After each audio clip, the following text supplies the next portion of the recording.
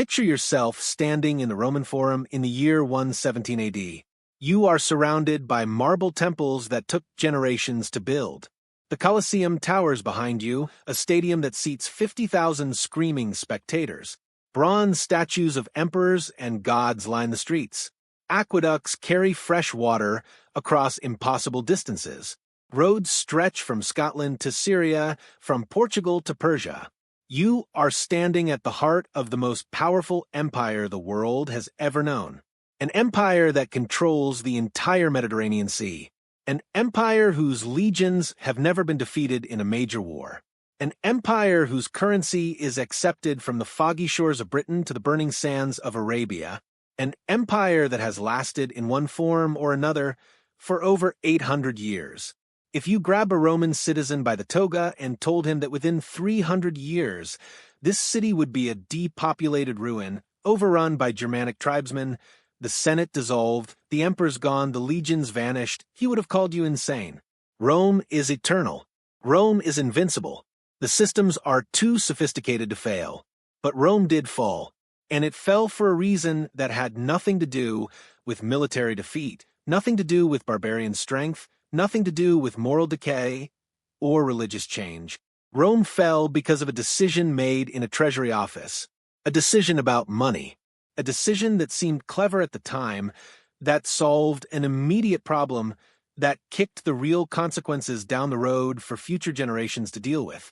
And here is what should terrify every person watching this video. We know exactly what that decision was. We have the coins. We have the records. We have the economic data spanning 3 centuries.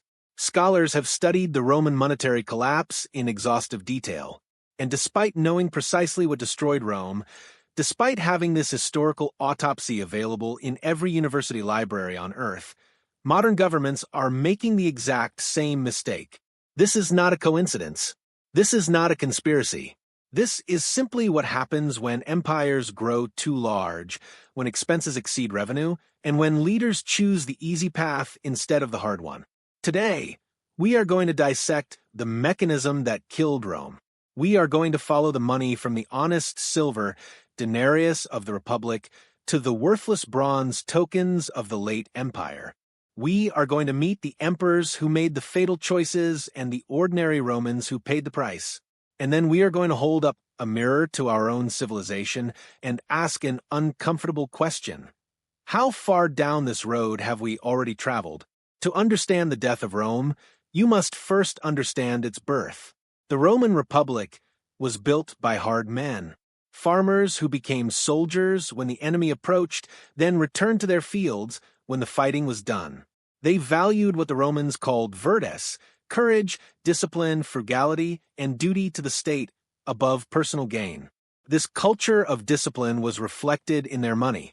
For centuries, the backbone of Roman commerce was the silver denarius. First minted around 211 BC during the desperate days of the Second Punic War, the denarius was a coin of almost pure silver, roughly 4.5 grams of precious metal stamped with the image of the goddess Roma. The denarius was not a promise. It was not a symbol. It was not backed by the full faith and credit of the Roman government. It was actual silver that you could hold in your hand. Its value came from the metal itself, not from any decree. This was sound money, and sound money created a stable foundation for economic growth. When a Roman merchant in Alexandria made a deal with a trader from Gaul, both parties knew exactly what a denarius was worth. When a soldier signed up for 20 years in the legions, he knew his salary would buy the same amount of grain when he retired as it did on the day he enlisted. When a farmer saved coins for his son's inheritance, he knew those coins would retain their value across generations. This monetary stability funded Rome's expansion. It built the roads that connected the empire. It paid the legions that conquered the Mediterranean world. It financed the aqueducts, the temples, the public baths, the grain dole that fed the urban poor. By the reign of Emperor Augustus, who ruled from 27 BC to 14 AD, Rome had become the dominant power on earth. The Republic had transformed into an empire, but the denarius remained essentially unchanged, still roughly 95% pure silver, still trusted from one end of the known world to the other. The Romans had built something extraordinary. But success carries its own dangers. As the empire expanded, wealth poured into Rome from conquered territories. The ruling class transformed from farmer soldiers into wealthy aristocrats. The focus shifted from production to consumption. Slaves captured in foreign wars did the work that free Romans had once done themselves, and the costs of maintaining this vast empire began to mount. The legions stationed on the Rhine and the Danube had to be paid. The frontier fortifications had to be maintained. The roads had to be repaired. The grain ships had to keep sailing from Egypt to feed the million residents of the capital city. And most importantly, the Roman mob had to be kept happy with free bread and spectacular games. Panem et circenses, bread and circuses, the ancient version of welfare and entertainment, essential for preventing riots, ruinously expensive to maintain. By the reign of Emperor Nero, who took the throne in 54 AD, the imperial treasury was under strain. Nero had expensive tastes. He built an enormous palace called the Domus Aurea, the Golden House, that covered an area larger than the Colosseum.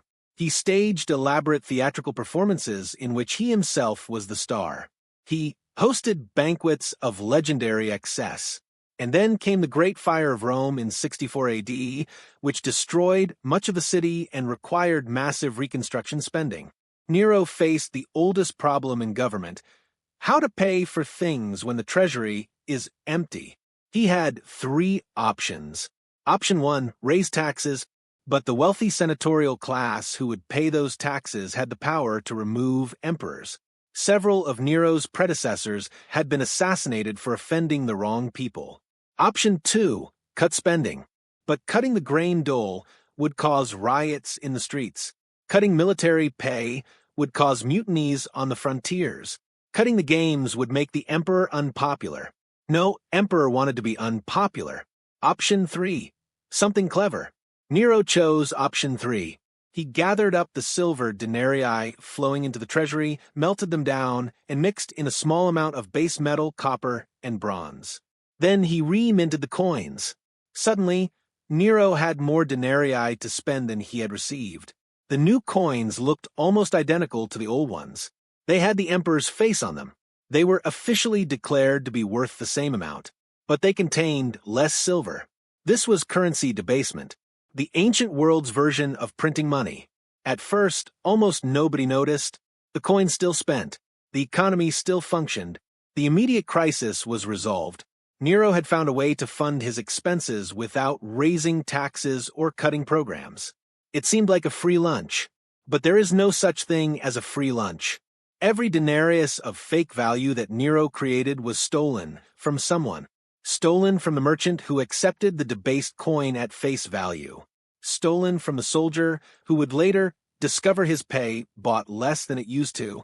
Stolen from the grandmother who had saved pure silver coins her whole life, only to see them diluted by government fraud. The theft was invisible and gradual. That made it politically perfect. And every emperor who followed Nero learned the same lesson. When you need money, just add a little more copper to the silver. The debasement started slowly. Under Nero, the denarius dropped from roughly 95% silver to about 93.5%. A small change, barely noticeable. Under Emperor Trajan, who reigned from 98 to 117 AD, it fell to about 89%. Under Emperor Marcus Aurelius, the philosopher-emperor who ruled from 161 to 180 AD, it dropped to roughly 75%. Each emperor faced the same pressures Nero had faced: wars to fight, frontiers to defend, populations to feed, luxuries to maintain, and each emperor reached for the same solution: just dilute the coins a little more. By 215 AD, under Emperor Caracalla, the denarius was down to roughly 50% silver. Caracalla tried to solve this problem by introducing a new coin, the Antoninianus, theoretically worth 2 denarii, but containing only about 1.5 denarii worth of silver. It was a mathematical trick, and everyone knew it. Then came the crisis of the 3rd century. Between 235 and 284 AD, The Roman Empire nearly collapsed. Civil wars tore the state apart. At one point, the empire split into three separate competing states. Emperors rose and fell with bewildering speed. Over 50 men claimed the imperial throne during this 50-year period, and most of them died violently. Each new emperor needed money to pay the soldiers who had elevated him and to fight the rivals who wanted to replace him. And each emperor debased the currency even further. By the reign of Gallienus in the 260s, the Antoninianus was less than 5% silver. By the 270s, under Claudius Gothicus and Aurelian, the silver content had fallen below 2%. The coins were essentially bronze with a thin silver wash that rubbed off after a few uses.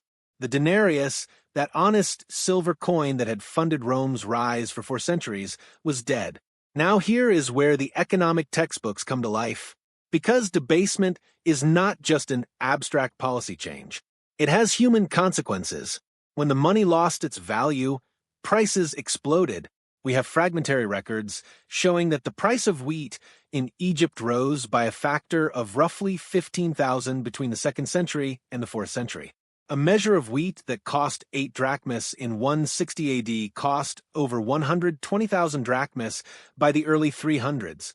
Savings were annihilated overnight. A Roman shopkeeper who had spent his entire life accumulating a nest egg of silver denarii discovered that his carefully hoarded coins would no longer buy a week's worth of bread. A widow living on her late husband's savings found herself destitute. A veteran who had received a cash bonus for 20 years of military service found that the bonus was worthless before he could spend it. The middle class, the merchants, the craftsmen, the small landowners who formed the backbone of Roman society was evaporated. Trade collapsed. Why would a merchant accept worthless coins for real goods? Why would a farmer bring grain to market when the payment he received would be worth less by the time he walked home? Commerce retreated into barter. Economic activity that had been coordinated through money across thousands of miles fragmented into local subsistence. The government tried to fight the inflation with price controls.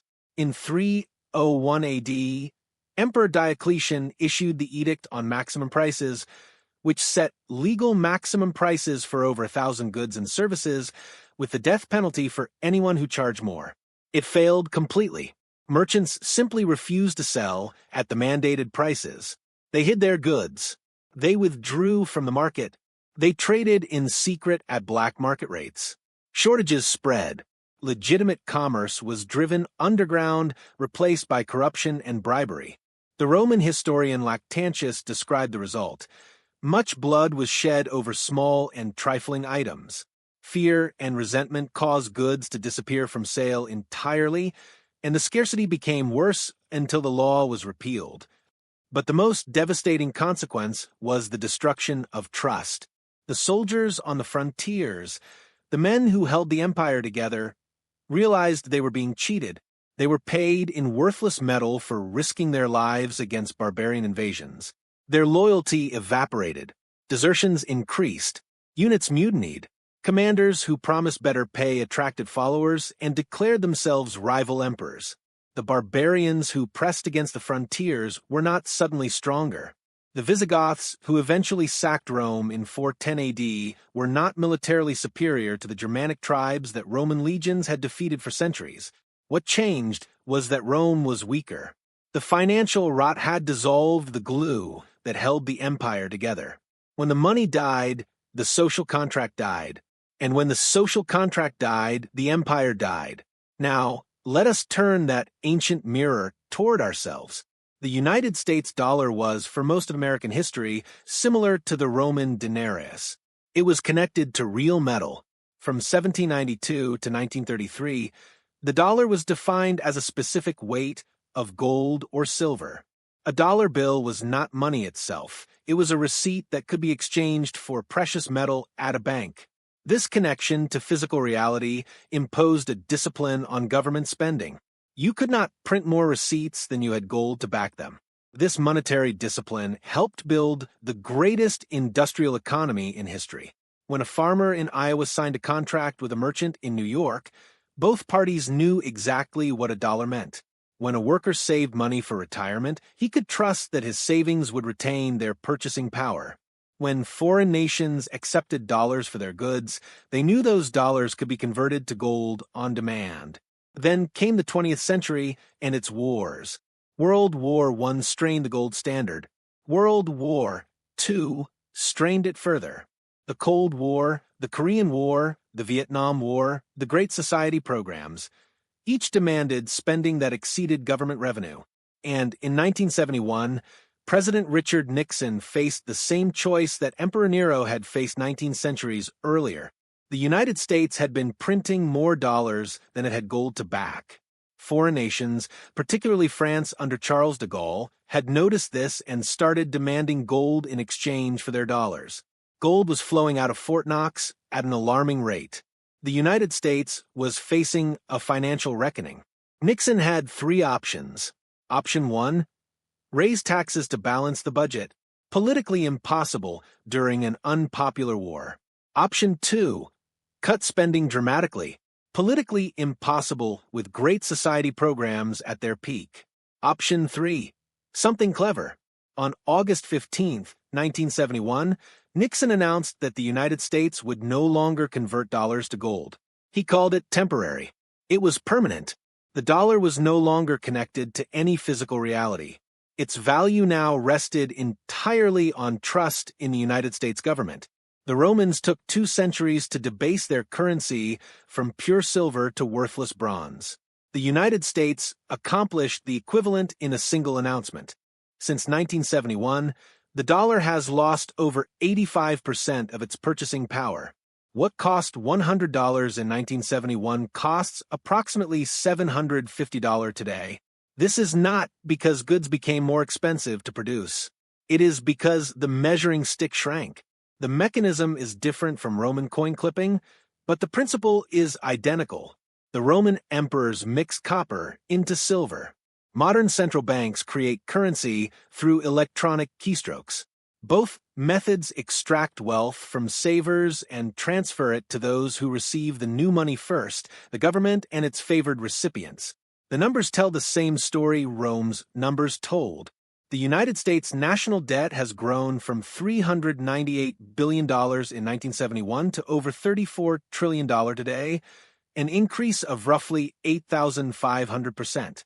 The debt now exceeds the entire annual economic output of the country. The interest payments on this debt consume over $1 trillion per year, more than the defense budget, more than Medicare, more than any category except Social Security. We are borrowing money to pay the interest on money we already borrowed. The Romans called this the doom loop. Modern economists call it a debt spiral. The name has changed. The mathematics have not. The Roman Empire also thought it was different. It had the most sophisticated economy on Earth. It had the most advanced military technology. It controlled the trade routes and the financial networks. It had centuries of institutional continuity. None of that protected it from the consequences of monetary debasement. When you look at the span of human history, the pattern is remarkably consistent. Empires rise through discipline and sound money. They expand through military and economic strength. They reach a point where their commitments exceed their resources, and then their leaders face a choice, accept painful limits, or debase the currency to buy more time. Almost every empire chooses debasement, and almost every empire eventually pays the price. The question is not whether the mathematics will catch up. History shows that they always do. The question is when and how, and whether we will recognize the warning signs before it is too late. Rome did not fall in a day. It took 3 centuries from Nero's first coin clipping to the Visigoths walking into an empty city. For most of that period, life continued. People went to work. They got married. They raised children. They convinced themselves that the problems were temporary, that someone in charge would fix things, that the empire had survived crises before and would survive this one too. They were wrong, but they were wrong slowly. The collapse was invisible to anyone living through it. Each generation was slightly poorer than the one before, but the change was gradual enough to seem normal. The Romans who watched their savings evaporate in the crisis of the 3rd century could not have imagined the prosperous empire of Marcus Aurelius just a few generations earlier. And the Romans of Marcus Aurelius's time could not have imagined what their grandchildren would endure. History does not repeat, but it rhymes. The technology changes. The names change. The specific mechanisms change. But human nature remains constant, and so do the mathematical consequences of spending more than you earn. The Roman experience teaches us that monetary discipline is not optional. It is not one policy among many that can be adjusted based on political convenience. It is the foundation upon which economic civilization rests.